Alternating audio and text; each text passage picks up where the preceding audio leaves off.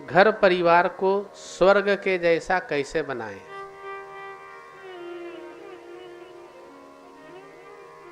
बहुत सुंदर प्रश्न है। प्रश्न बहुत सुंदर है।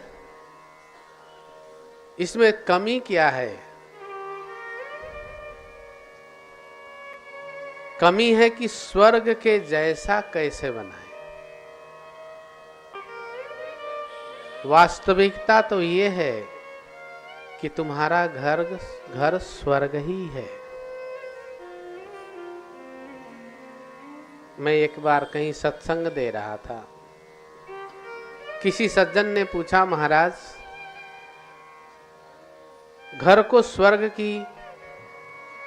घर में स्वर्ग की अनुभूति कैसे हो, घर को स्वर्ग कैसे बनाए?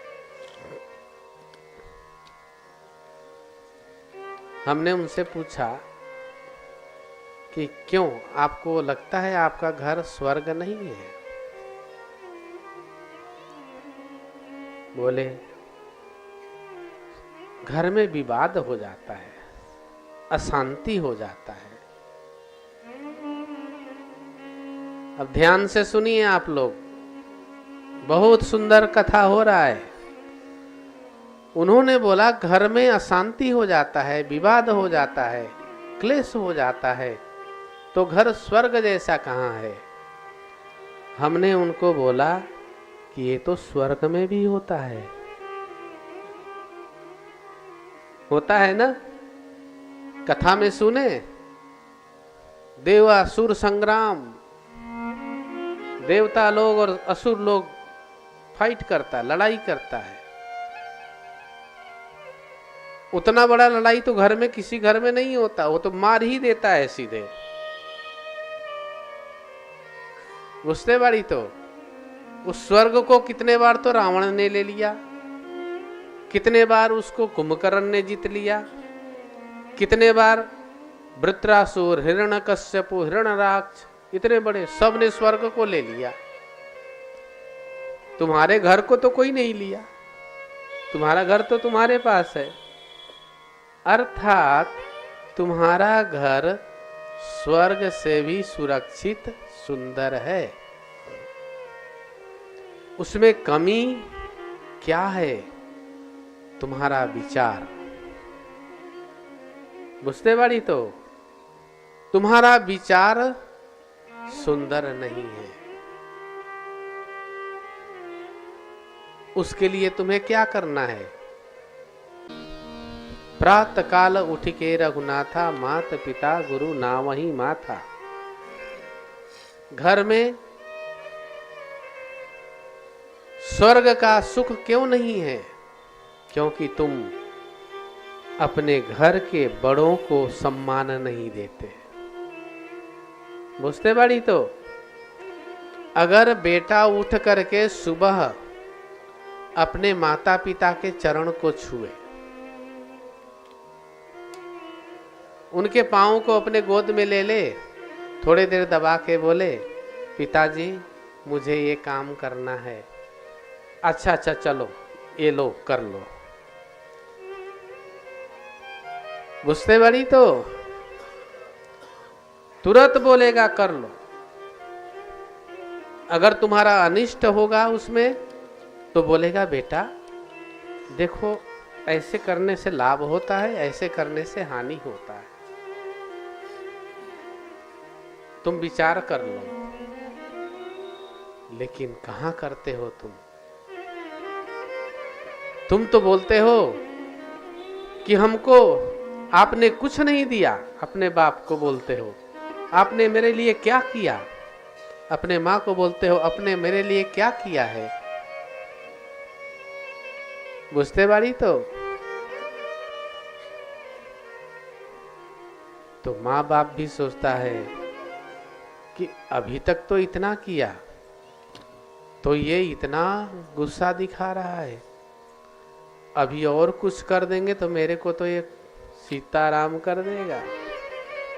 बुझते बाड़ी तो फिर वो लोग भी अपनी सुरक्षा के लिए तुमसे विवाद कर देते हैं।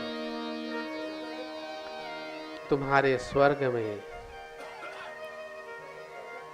नरक का माहौल बन जाता है।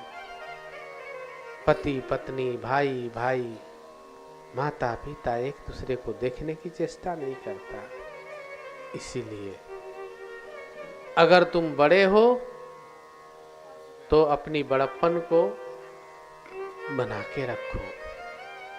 माता पिता छोटे हैं, उनको आशीर्वाद देना मत भूलो, उनको संस्कार देना मत भूलो। मैं एक घर में गया, चंडीगढ़, एक भक्त के घर गया। उनके घर में सुबह उनके माता पिता सवेरे उठ करके और एक जगह दोनों बैठ जाते हैं। उनके 3 लड़के हैं, एक तो बाहर रहते हैं कनाडा में, 2 वहाँ पे रहते हैं। उनकी पत्नी और वो दोनों आएंगे, आके माता पिता को प्रणाम करेंगे। जैसे भगवान को प्रणाम करते हैं ऐसे प्रणाम करते हैं। प्रणाम करके और कल का जो रिपोर्ट है वो देंगे कि यहाँ पे ऐसे हुआ, इतना खर्चा हुआ, यहाँ ये काम हुआ।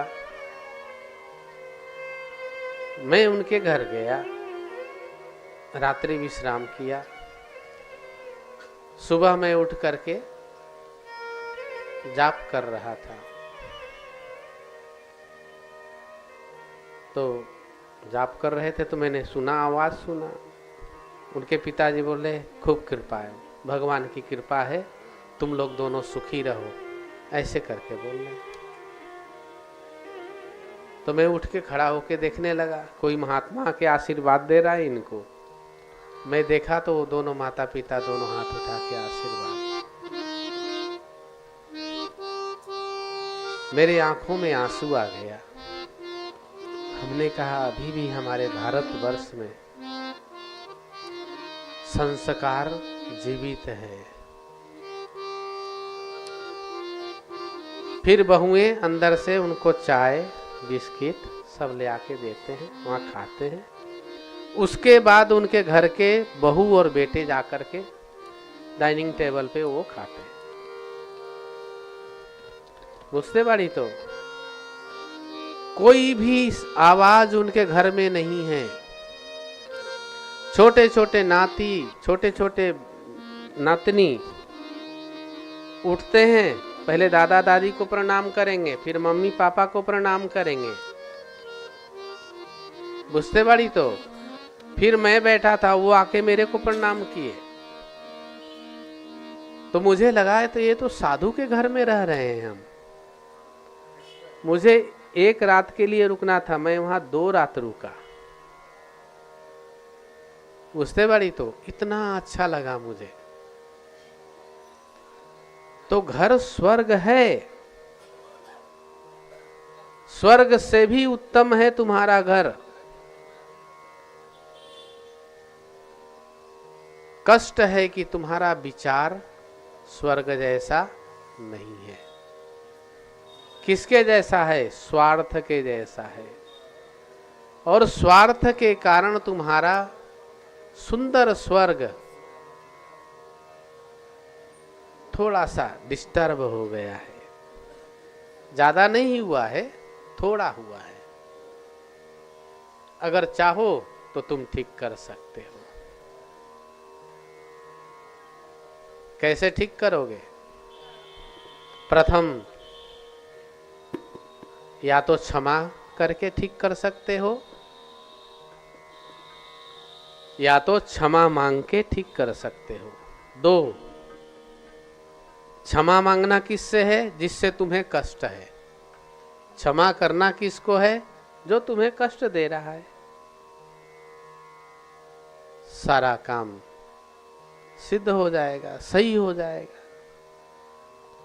क्षमावान व्यक्ति और क्षमा देने वाला और क्षमा मांगने वाला दोनों का देव स्वभाव होता है, संत स्वभाव होता है। इसीलिए क्षमावंत हमारे बाबा ने हमें शिक्षा दिया। साधु किसको कहते हैं? क्षमावंत धीरज को धारे, पांचों बस कर मन को मारे। क्षमावंत हो, धैर्यवान हो। जो क्षमावंत है, धैर्यवान है, उसकी पांचों इंद्रियां उसके अधीन होते हैं। बस तुम्हारा घर स्वर्ग है, उसमें नरक की कोई जगह ही नहीं है।